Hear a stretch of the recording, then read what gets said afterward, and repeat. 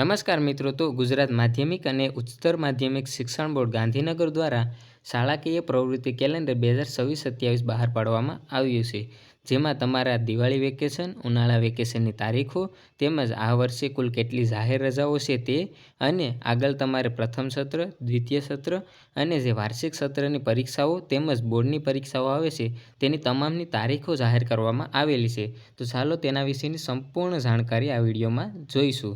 તો સૌપ્રથમ તમારે જે છે તે શૈક્ષણિક વર્ષ 2026-27માં વિવિધ પરીક્ષાઓ લેવાની છે તેની તારીખો આપેલી છે, જેમાં ધોરણ 10 અને 12ની બોર્ડ જે પૂરક પરીક્ષા હતી તે પૂરક પરીક્ષાની તારીખ તમે અહીં જોઈ શકો છો કે આ રીતે હતી. પછી પ્રથમ પરીક્ષા જે પ્રથમ સત્રની પરીક્ષા આવે છે તે ધોરણ 9થી 12ના વિદ્યાર્થીઓ માટે 22-10-2026થી લઈ અને 2-11-2026 સુધી રહેશે. ત્યારબાદ તમારી દ્વિતીય પરીક્ષા આવે છે ધોરણ 9થી 12ના વિદ્યાર્થીઓ માટે, તો તે છે તે 18-1-2027થી લઈ અને 28-1-2027 સુધી રહેશે.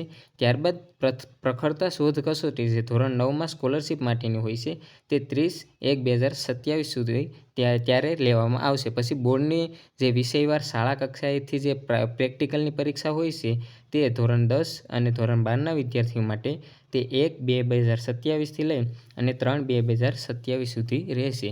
પછી તમારી પ્રાયોગિક એટલે કે પ્રેક્ટિકલની પરીક્ષા જે ધોરણ 12ના વિજ્ઞાન પ્રવાહના વિદ્યાર્થીનો હોય છે તે 5-2-2027થી લઈ અને 13-2-2027 સુધી રહેશે.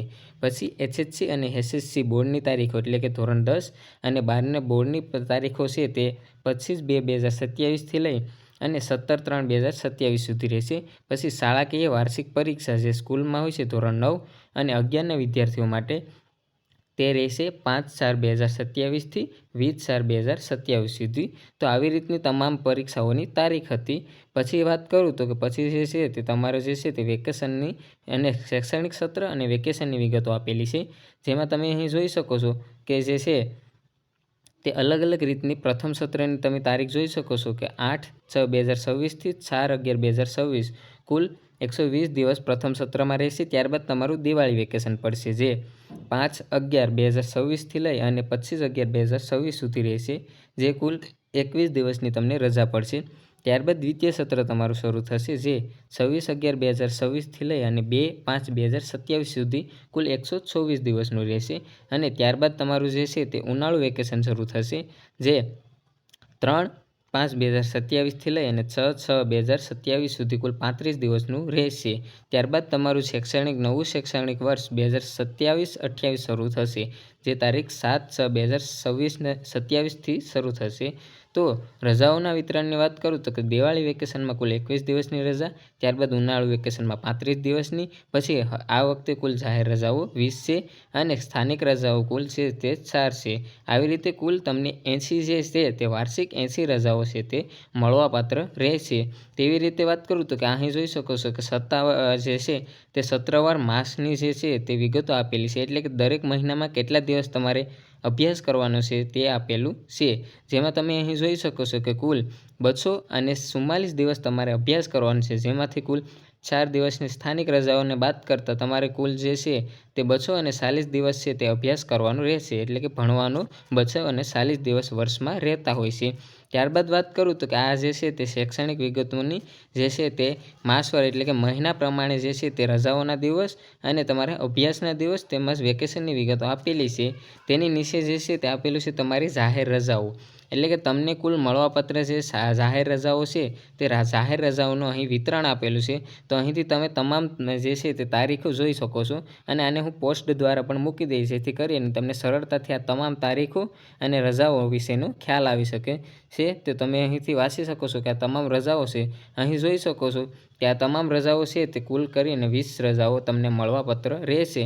અને તેમાં નોંધ પણ આપેલી છે કે આ જાહેર રજાઓ છે તે સરકારશ્રી દ્વારા કોઈ પણ ફેરફાર કરવામાં આવશે તો તે મુજબની ફેરફાર કરેલ જે છે તે રહેવાનું હશે, એટલે કે રવિવારના દિવસ તેમજ વેકેશનના સમયમાં આવતી રજાઓ છે તે જાહેર રજાઓમાં ઉલ્લેખ છે તેમાં યાદીમાં કરેલ નથી, એટલે કે જે વેકેશનમાં આપેલી છે તેનો ઉલ્લેખ છે તે આમાં કરવામાં નથી આવેલો. તો તમે તે બાબતનું પણ ખાસ ધ્યાન રાખજો, જેથી કરીને તમને કોઈપણ પ્રકારની પ્રોબ્લેમ ન આવે. તમે જોઈ શકો છો કે આવી રીતની તમામ રજાઓ હશે અને તમામ તારીખો હશે. તો આમાં થોડો ઘણો ફેરફાર હોઈ શકે છે, કારણ કે સરકાર દ્વારા અમુક ઠેકાણે કોઈપણ જગ્યાએ અમુક ફેરફાર કરી શકે છે. કોઈક કારણસર આમાં ફેરફાર પણ હોઈ શકે છે, તો તેની પણ કાળજી રાખજો.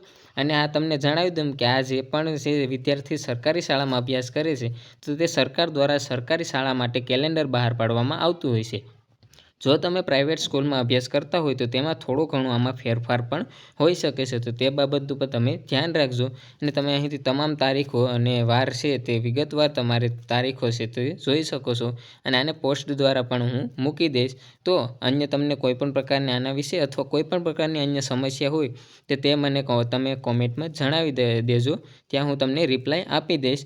અને આવી જ તમામ માહિતી માટે મારી ચેનલને જે પણ વિદ્યાર્થી મિત્રોએ હજુ સુધી સબસ્ક્રાઈબ ન કરી હોય તે સબસ્ક્રાઈબ કરી લેજો, જેથી આવનારી તમામ માહિતી છે તે નવા અપડેટ તમને જાણ કરતા રહે. અને જે આ પ્રખરતા શોધ કસોટી છે તેના વિશેની પણ સંપૂર્ણ માહિતી ધોરણ 9ના વિદ્યાર્થીઓ માટે હું આગળ લાવી દઈશ, તો તેને પણ ટેન્શન નહીં લેતા.